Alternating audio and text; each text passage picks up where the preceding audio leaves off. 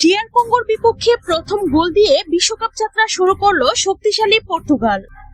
বিশ্বকাপের প্রথম ম্যাচেই গোল, পর্তুগালের দাপটে শুরু।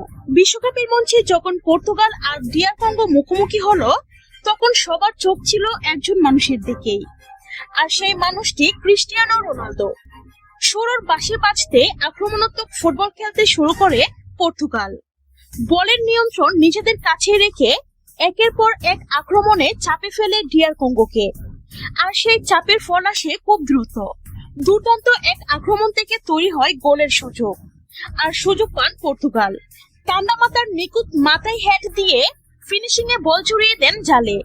গোলের সঙ্গে সঙ্গেই উল্লাসে ফেটে পড়ে পুরো স্টেডিয়াম। পর্তুগিজ সমর্থকদের আনন্দ যেন আর ধরে না। শুধু একটি গোল নয়, এই গোলের মাধ্যমে পর্তুগাল পুরো ম্যাচের নিয়ন্ত্রণ নিজেদের হাতে নিয়ে নেয়।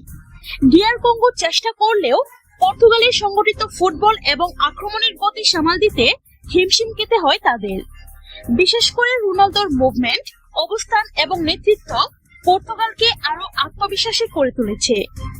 বয়স যতই বাড়ুক, বড় মঞ্চে নিজেকে প্রমাণ করার ক্ষুধা যে এখনো একই রকম আছে, সেটাই আবারও দেখাচ্ছেন এই কিংবদন্তি।